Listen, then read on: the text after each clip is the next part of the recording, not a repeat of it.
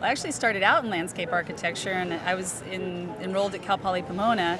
I did 1 quarter, and I said, I got to get outside. I can't be locked up in this building drawing for the rest of my life. This isn't going to work. I need to get dirty. I need to feel the sun, and I got to touch the plants. So I cashed it all in for horticulture, and I've never looked back. It's been fantastic. I've had a 30-year ride already. But now, did you go to landscape architecture school right out of high school, or did you do it later? No, I did. I went right out of high school. I was actually, surprisingly, I was accepted in an impacted major, which I didn't think I would be able to get into, but I did, and it just didn't turn out for me. I mean, I'm so grateful for landscape architects and what they do, but I'm definitely the other part of the puzzle to help them. So. Well, it is a common sort of criticism about landscape architecture that there's not a great knowledge of plants. Talk to me about the relationship between nurseries and architects. Okay, so the job I have, or being a horticulturist, has really been a very fascinating and fun journey because, yes, I'm a plant nerd. I love plants, and I'm just fascinated by them. But I also feel that this was truly my calling because I have the ability to talk plants and have the ability to excite people and get them engaged in the small things that they see in plants, the details, the subtleties that are so important, really, when it comes to designing a landscape. And so I feel like this is really what I was meant to do, honestly. I just had to find it a little bit of a different route. And it's been really fun because I can help the landscape architects with picking the right plants for the right situations and make them look like rock stars, which is really great. So it works out pretty good. Did you garden as a child, or did your mother or father garden? You did? My mom and I gardened together. We grew up in La Habra Heights. We had a 5-acre property where there was a lot of natural vegetation. It was an avocado grove that we would harvest each year as well. And it was a fantastic experience. I grew up there on that property. We had a large cacti garden.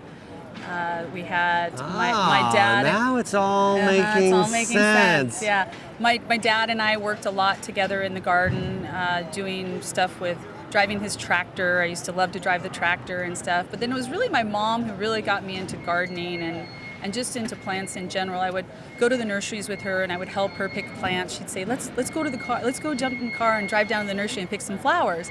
And we'd pick things and bring them back, and I'd help her. I remember sweeping the front porch after we did, planting projects and things together, potting up pots of zinnias and marigolds and all this kind of stuff. And so at a very early age, I just always wanted to be outside. I just was enthralled and just mystified by nature. It's just so magical. Well, as you know, I'm somewhat aware of your career. Talk to me though for a little bit about what you see as the future of women in landscape architecture and horticulture. Interesting question. So it's mainly been a very male-dominated industry, as you know. Oh, really? On both sides, yes, I know you know this. But what's great is that I think that women are able to express themselves in a different way now. We're at very different times. Women Yes. are much more accepted in this male-dominated industry, and they're gaining a lot of recognition and a lot of accolades for the work that they do. So it's great. I think that in the future, yes, you're going to continue to see a lot of women come into landscape architecture as well as horticulture. And for me, I think that's really exciting because many times women have they have a slightly different approach, a slightly different take or way that they explain things. They romanticize a little bit more, I think, than men do oftentimes. They make things maybe, not them themselves make them sexy, but they make the plants a little more sexy because of the way they can talk about them and express to people how they might perform in their gardens. I think I think we've got a long road ahead of us. I'm not going anywhere. I'm loving what I do. Well, I don't know if I'm going to retire, actually. I think I'm just going to work my whole life. I'm glad for that. Yeah. All right. It's Thanks very for fun. talking to us. Yeah, thank you. All righty.